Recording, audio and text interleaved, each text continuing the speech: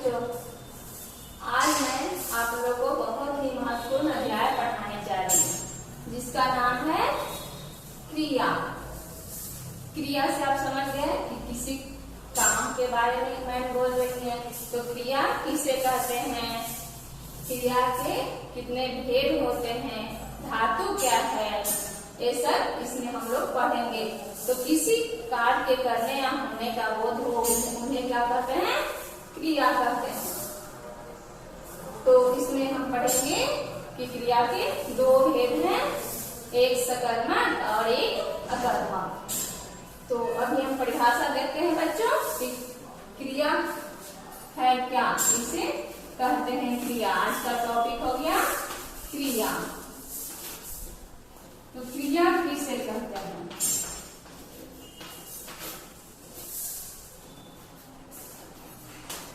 जिन शब्दों से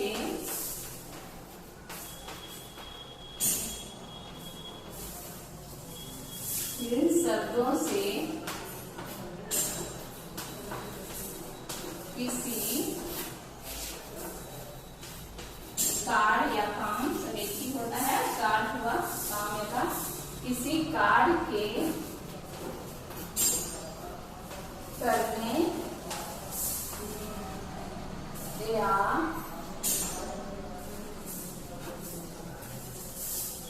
होने का बोध हो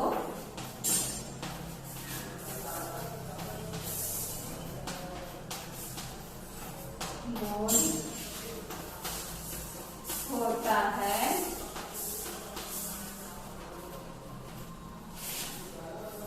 उन्हें क्या कहते हैं बच्चों, उन्हें क्रिया कहते हैं। उन्हें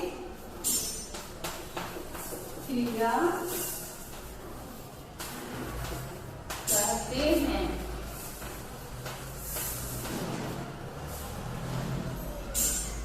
देखिए इसमें जिन शब्दों से किसी कार्य के करने या होने का बोध होता है उन्हें क्रिया कहते हैं। जैसे देखिए,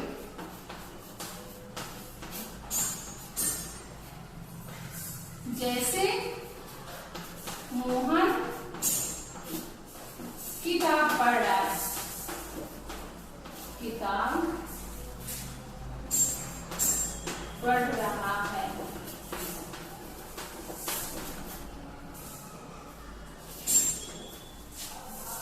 क्या सोहन क्या कर रहा है, दौड़ रहा है, चाहे सो रहा है, कुछ भी कीजिए, दौड़ रहा है। चलिए, दौड़ रहा है। एक और दे रहे हैं, आदित्य सो रहा है, क्या सोता है कुछ आदि। इसमें क्या देखिए, मोहन क्या कर रहा है, तो किताब पढ़ रहा है, क्रिया क्या कर रहा है, पढ़ने का, क्या पढ़ रहा है, तो किताब पढ़ रहा है।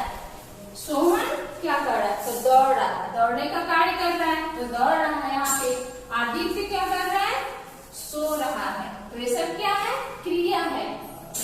सोहन क्या कर रहा है, दौड़ने का क्रिया कर रहा है, दौड़ रहा है। आदित्य सो रहा है, वो भी क्रिया ही कर रहा है। ये ना सोचिए कि सोया कुछ काम नहीं, सोने का कार्य कर रहा है, वो सो रहा है, वो भी क्रिया है।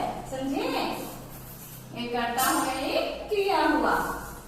अब देखिए, जिन शब्दों से किसी कार्य के करने या होने का बोध हो उसे उन्हें क्या कहते हैं, क्रिया कहते हैं। तो पहले जान लीजिए कि वाक्य हम बना रहे हैं, उसमें क्रिया नहीं रहेगा तो वाक्य क्या होगा, अधूरा रहेगा। मान लीजिए वाक्य हम बनाए, मोहन किताब पढ़ रहा है, तो सिर्फ मोहन लिख देंगे, किताब तो हो जाएगा, वाक्य पूरा हो जाएगा, नहीं होगा। तो बिना क्रिया के वाक्य पूरा नहीं हो सकता है, वो वाक्य क्या है, अधूरा है। बिना क्रिया के वाक्य क्या है, अधूरा है। समझे बच्चों, वाक्य पूरा नहीं हो सकता, वाक्य क्या है, अधूरा है। इसलिए मोहन किताब पढ़ रहा है लगाएंगे तभी वाक्य पूरा होगा। तो यहाँ हो गया मोहन किताब पढ़ने का कार्य कर रहा है। सोहन क्या कर रहा है? दौड़ रहा है। आदित्य सो रहा है, ये भी सोने का कार्य कर रहा है। आदित्य जो है जो सो रहा है। अब देखिए कि धातु, धातु क्या है? क्रिया का मूल रूप धातु है। पहले धातु सीख लीजिए, उसके बाद भेद देखेंगे कि क्रिया के कितने भेद होते हैं। धातु क्या है? तो क्रिया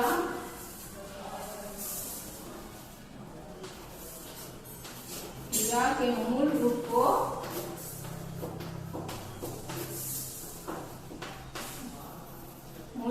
क्या कहते हैं बच्चों? धातु कहते हैं।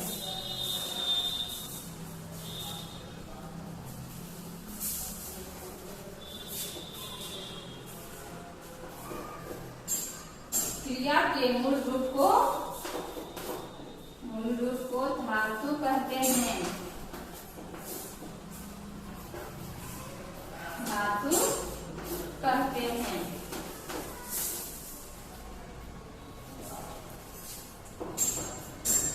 अब हो गया धातु में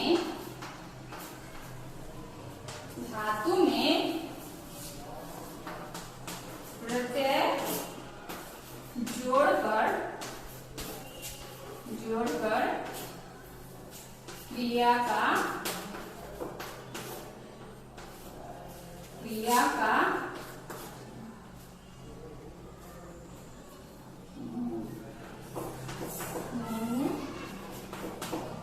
रूप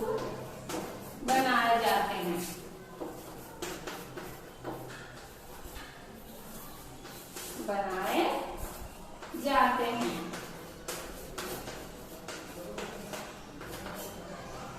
यहाँ जैसे देखिए क्रिया के मूल रूप को धातु कहते हैं।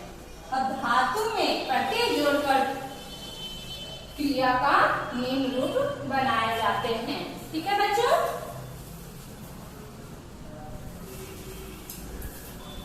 तो क्या हो गया? धातु में प्रत्यय जोड़कर क्रिया का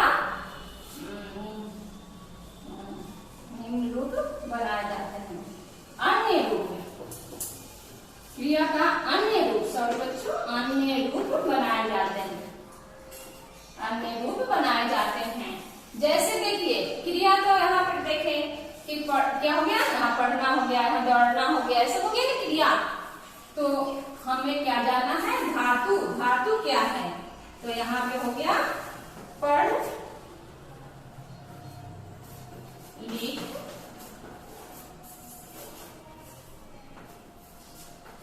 खा, पी, दौड़, चल, और भी बहुत से, सो, ये सब क्या हो गया? धातु हुआ। अभी देखिए क्रिया का मूल रूप को धातु कहते हैं। ये क्रिया का मूल रूप जन्म कहाँ से क्रिया का हुआ? धातु से। लिख, मान ली लिख है तो यहाँ पे लिख दिए क्या? यहाँ लिख रहे हैं लिख, ठीक है? तो ये क्रिया कैसे बना? ना। ना प्रत्यय जोड़कर क्रिया का अन्य रूप प्रत्यय क्या हुआ? ना। तो ना जोड़कर क्रिया का अन्य रूप बनाया। तो लिख से हो गया लिखना, ये जोड़ दिए ना, प्रत्यय जोड़े ना तो क्या हो गया? लिखना। इसी तरह खा से हो गया खाना, पीना, दौड़ना, चलना, सोना, ये सब क्या हो गया? ना लगा दिए तो हो गया क्रिया। यहाँ पे हो गया ये धातु। धातु और क्रिया दोनों कर सकते हैं। जैसे कि यहाँ पे हम लिख रहे हैं दौड़, यहाँ पर कि नहीं दौड़ लिख रहे हैं, यहाँ दौड़, यहाँ दौड़ रहा है तो दौड़ भी हुआ क्रिया, लेकिन ये धातु नहीं हो सकता। लिखना है, चाहे खाना है, पीना है, ये धातु नहीं हो सकता। उसका मूल रूप क्या हो गया? खा। खा हो गया जो, चाहे पी हो गया जो, क्या हुआ? धातु हुआ। तो आप समझ गए कि क्रिया का मूल रूप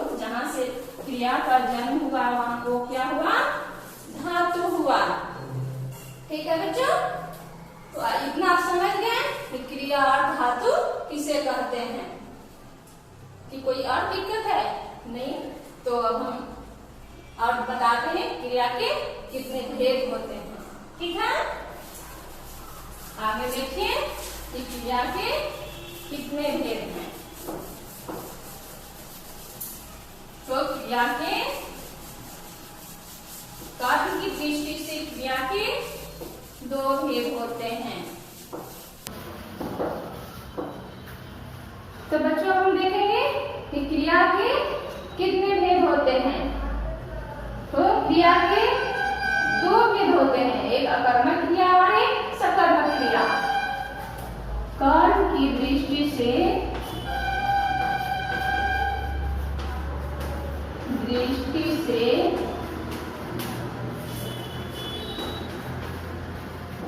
क्रिया हिंदी भाषा में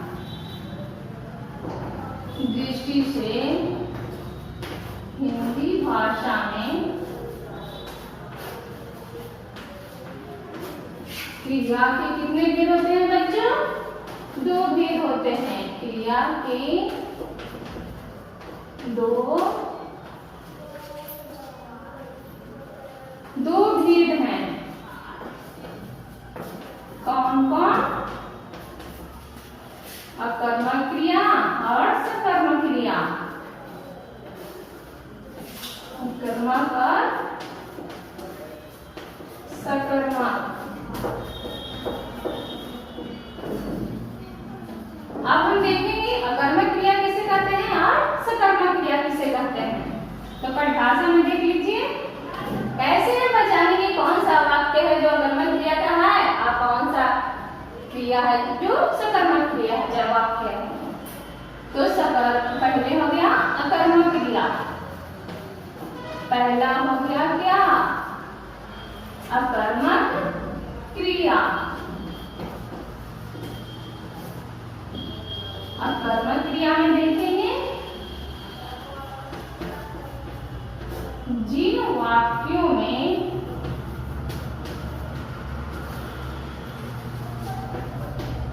क्रिया के साथ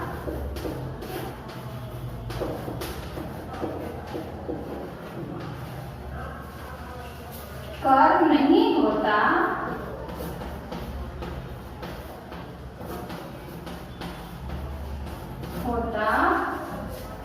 उन्हें क्या कहते हैं बच्चों? उन्हें अकर्मक क्रिया कहते हैं।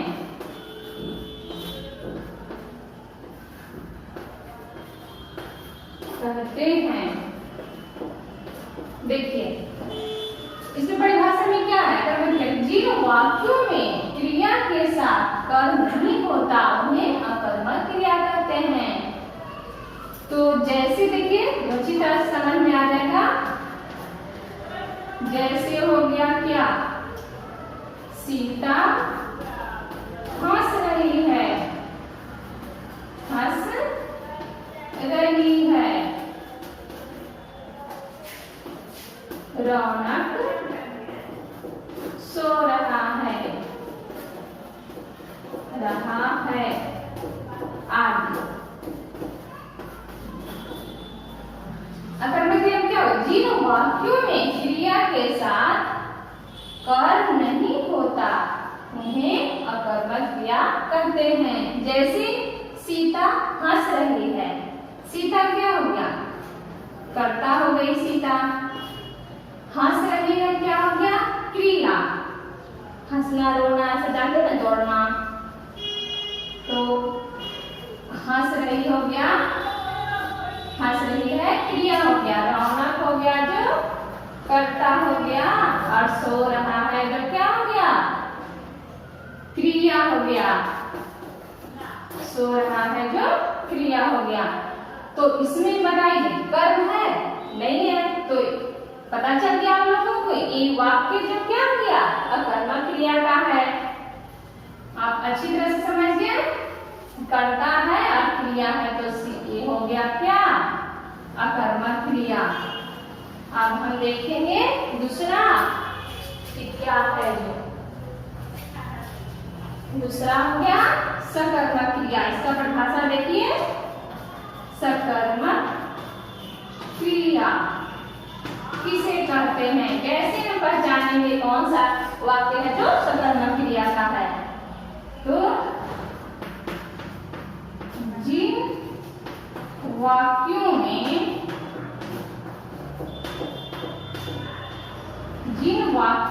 क्रिया के साथ क्या कर्म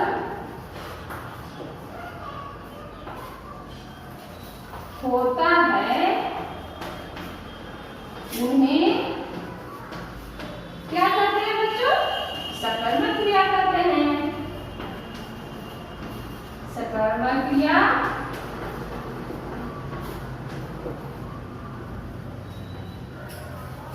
कहते हैं। सकर्मक क्रिया में हम लोग क्या देखे थे कि उसमें कर्म नहीं है। अकर्मक क्रिया में देखे थे कि क्रिया के साथ कर्म नहीं होता, लेकिन सकर्मक क्रिया में क्या है, इसमें कर्म क्रिया के साथ कर्म होता है, उन्हें सकर्मक क्रिया कहते हैं। अब जैसे देखिए, जैसे हो गया क्या, विदुषी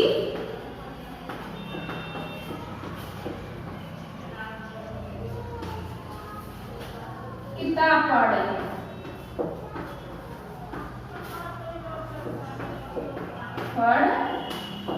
रही है। एक और ले लीजिए, किसान हल चला रहा है,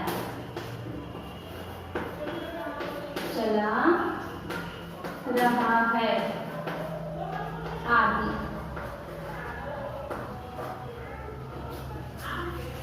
इसमें हो गया क्या, जिन वाक्यों में क्रिया के साथ कर्म होता है उन्हें सकर्मक क्रिया कहते हैं। जैसे देखिए, विदुषी क्या कर रही है, तो किताब पढ़ रही है। विदुषी क्या हो गई, कर्ता हो गई। किताब क्या हो गया, कर्म। अब पढ़ना क्या हो गया, पढ़ रही है, क्या हो गया, क्रिया। इसमें हो गया किसान कर्ता, हल हो गया जो क्या हो गया, कर्म हो गया, और चला रहा है जो क्या हो गया, क्रिया हो गया। तो आप समझ गए कि जिस वाक्य में क्रिया के साथ क्या कर्म होता है उन्हें सकर्मक क्रिया कहते हैं। तो इसमें देख रहे थे हम लोग क्या, कर्मक क्रिया में कि नहीं पर उसमें कर्म है, इसमें सकर्मक क्रिया में कर्म है। तो वाक्य क्या हो गया, सकर्मक क्रिया का हो गया। ये सीता हंस रही है, इसका पूरा प्रभाव किस पे पड़ रहा है, क्रिया का पूरा प्रभाव पड़ रहा है सीता पर। हंसना, हंस रही है, उसका पूरा प्रभाव सीता पर पड़ा।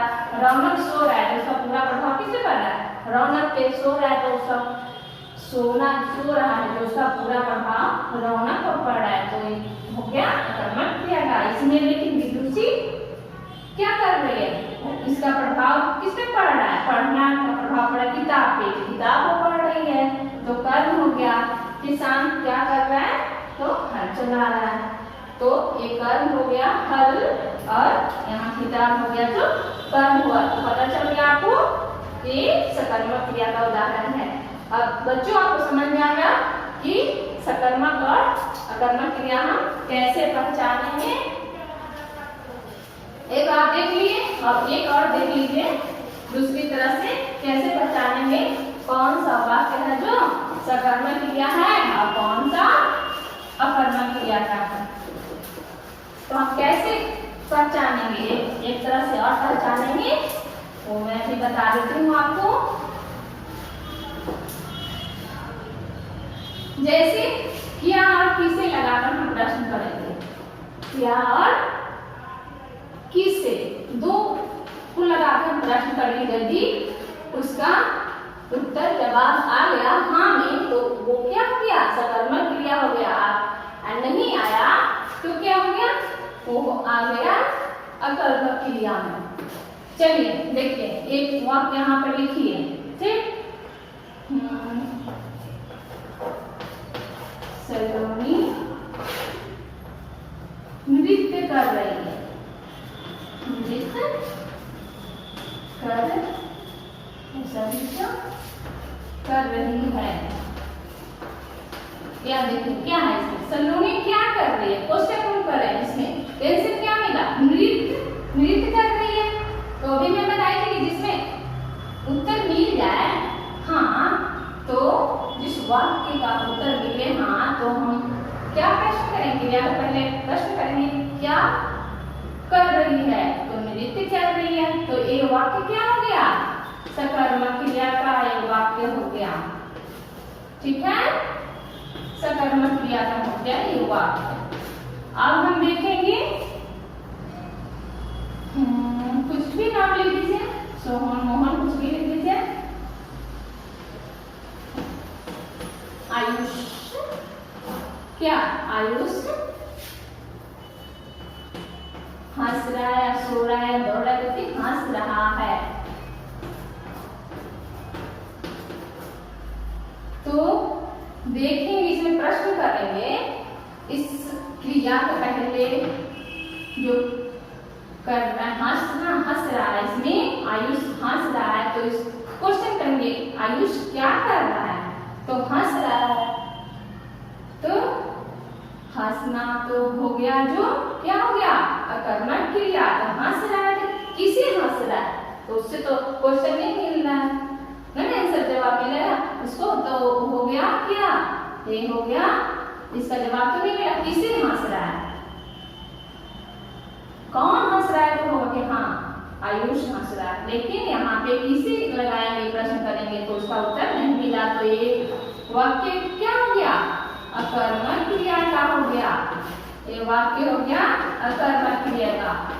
आप दो तरह से पहचानेंगे इसे, एक तो बताया तभी कर्म और कर्ता, कर्म और क्रिया लगा करके, दूसरी क्या हो गया, क्या और किसे लगाकर प्रश्न करेंगे, यदि उसका उत्तर मिला हाथ में तो वो हो गया सकर्मक क्रिया, नहीं मिला तो हो गया अकर्मक क्रिया, ठीक है बच्चों। तो अब हम देखेंगे कि वाक्य में काल, कारक, वचन और लिंग के अनुसार वाक्य कैसे परिवर्तन होता है। क्रिया का परिवर्तन लिंग और वचन और कारक के अनुसार परिवर्तित हो जाता है। जैसे देखिए लिंग के अनुसार,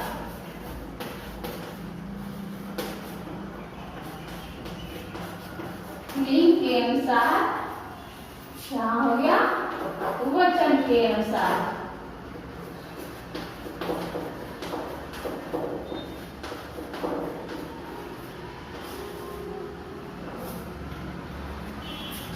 क्या हो गया, लड़का पढ़ता है, ये क्या हो गया, पुल्लिंग हो गया, लड़का हो गया पुल्लिंग। यहाँ हो गया लड़की क्या पढ़ती है,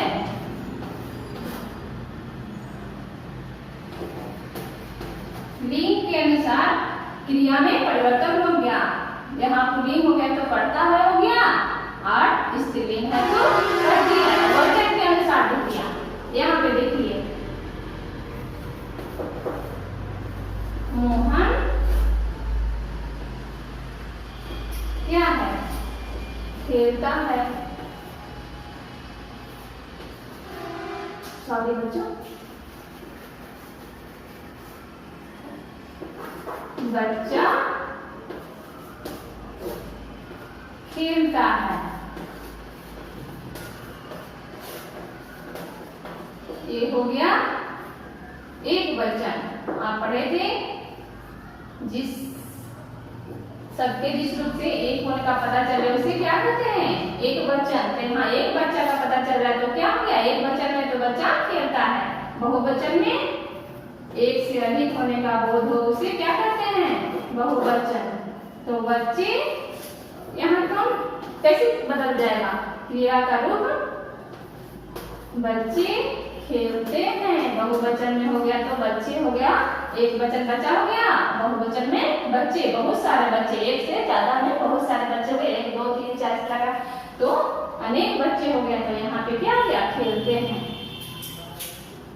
अब कारक के अनुसार लिखिए, कारक के अनुसार,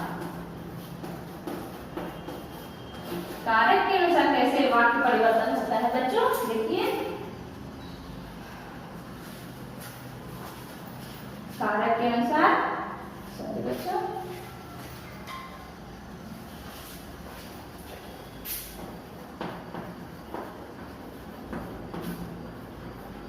ऋचा को कुल्फी खानी है। इसमें हो गया ऋचा ने कुल्फी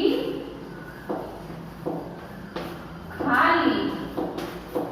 यहाँ देखिए, आप कारक का पढ़े होंगे, विभक्ति चिन्ह तो आप कर्ता ने कर्म को करण से इस तरह पढ़े होंगे विभक्ति चिन्ह। तो यहाँ पे क्या हो गया? विभक्ति चिन्ह को हो गया, यहाँ पे क्या हो गया? ने, कर्ता ने। तो यहाँ पे कैसे चेंज हो गई क्रिया? खा ली और खानी है। तो कारक के अनुसार इस तरह के वाक्य परिवर्तित हो जाते हैं। इनके अनुसार आप देख लिए कैसे होता है चेंज, ठीक है। वचन के अनुसार देखिए, तो आपको समझ में आ गया। तब मैं आप लोग को ग्रीन कार्ड दे देती हूँ। उम्मीद है आपको क्रिया अच्छी तरह से समझ में आ गया होगा बच्चों। आप अपने नोटबुक पे अच्छी तरह से नोट करके अच्छी राइटिंग में लिखिएगा और याद कर लेगा। अब मैं आप लोग को ग्रीन कार्ड दे देती हूँ।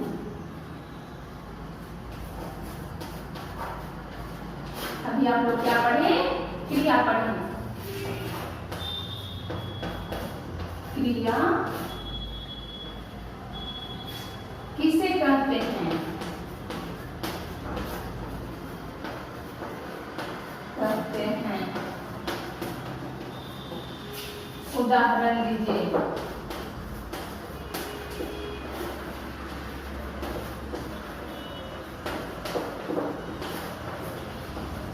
दूसरा हो गया क्रिया। क्रिया के भेद पढ़े थे बच्चों। क्रिया कितने जगह क्रिया के 2 भेद होते हैं, एक सकर्मक क्रिया और एक अकर्मक क्रिया।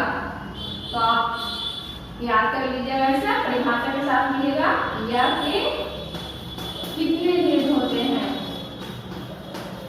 कितने भेद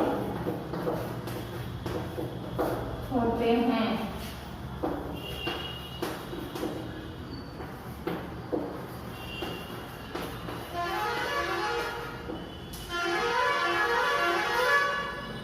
उदाहरण सहित लिखिए।